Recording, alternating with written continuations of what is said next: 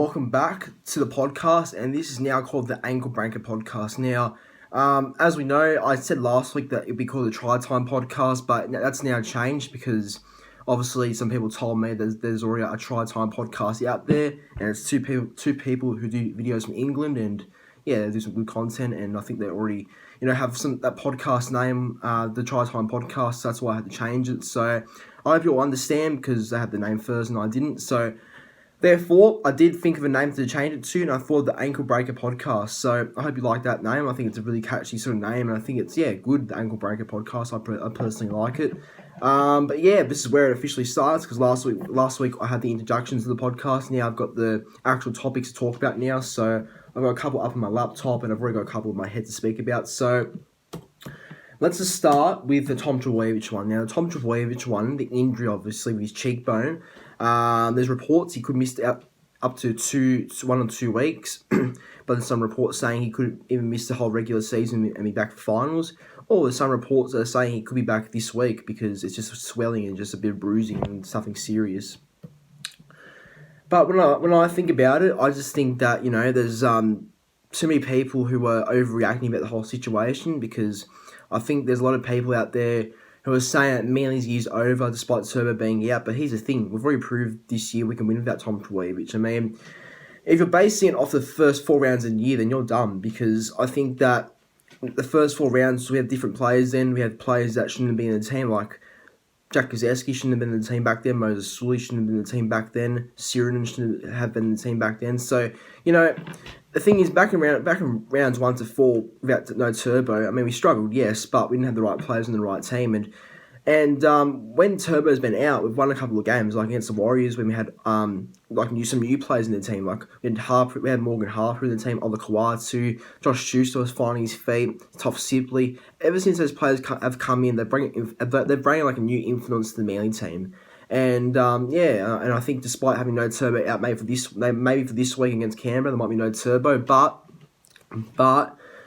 we're a different team now. We've definitely evolved without Turbo. I think Des has definitely changed the way we play, because I think we've seen before against Cowboys, we attack a lot. We attack a lot differently, with especially Kieran Ford and Daly Cherry Evans taking more away and making a lot more happen. And we play a lot more better. Not better. I was meant to say, but different without Turbo. So if he's out this week, it's a blow, of course, but we'll be alright, because we've got Cherry Evans still there. We've got Jack Trbojevic. We've got a good team still, and I think we're a fair chance to still beat Canberra. But we'll see what the team looks like tomorrow, I guess. But Turbo might play, but because luckily that dog Micah Sevo, he hit him in the other cheekbone, because apparently where Micah Sevo hit Tom Trbojevic, it was in like the left cheekbone, where back 3 years ago in 2018 against the Broncos around 26,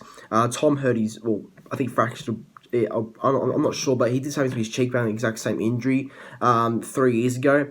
And Micah Sevo, I think, hit him in the same cheekbone, but luckily Tom has a plate inside his cheekbone, so that does kind of less it a little bit from it being a serious injury. So I think he'd be alright, Tom, and I think it's a fair chance to play this week. I mean, Des might rest him, of course, because of precaution reasons, but look, if Tom wants to play, I think let him play, because that's the type of player he is, and I think at least he's determined to play. I mean, if it was a hamstring injury, which thankfully it wasn't, I wouldn't play him this week. But since it's sort of a new injury, and it's sort of an injury he hasn't got in a while, if it's just bruising, a bit of swelling, it will go down in a couple of days, and you'll be fine. So the people need to shut up and start going on about it, because I will take aim at Fox and NRL Online, because NRL Online was saying that Tom had a broken cheekbone, might be just the whole year, but whoever wrote that's an absolute dumb cunt, because that's not true.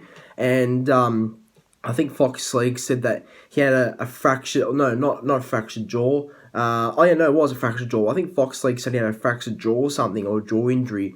But I wouldn't be surprised that was James Super, the fucking ball balloon looking cunt, who said that, because I think it's just stupid, because I really like Fox League and NRL Online, because they're the two sources I really go to look for NRL information and all that. But the thing is, they just they just say some really fucking false stories sometimes. I'm sick of it. So anyway, that's my thoughts on the whole Turbo injury. Now, next topic's about Andrew Fifita. And now Andrew Fifita, he obviously, well, I feel really sad for him about this, but he this week he got like a coma. He's in an induced coma, meaning that he got a I can't say the word properly, but I think it's a larynx injury around his lungs. So I think he's sort of fractured his lung a little bit and it's swelling, so he can't really breathe that much. I think it was after the Knights and Sharks game, because I think it was with paramedics after the game, because I think he couldn't breathe and he got a bit of an injury around his neck. So yeah, it's very serious how he's in a coma. I hope him and his family are doing okay, and I really hope Andrew gets better. People are saying his life's in doubt, and they're saying he may not play footy again.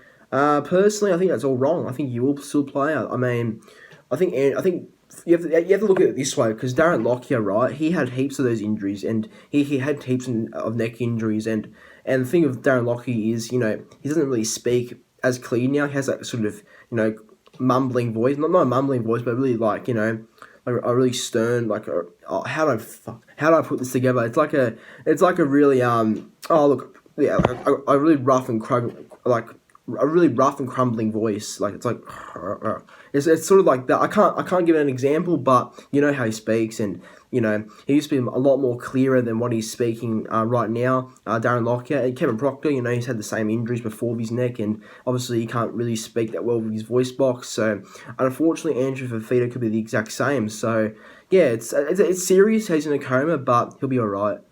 But now the other topic I want to talk about is Corey Norman. Now, Corey Norman, obviously Fox League put out a post saying be better, and they took it down with a matter of minutes, luckily.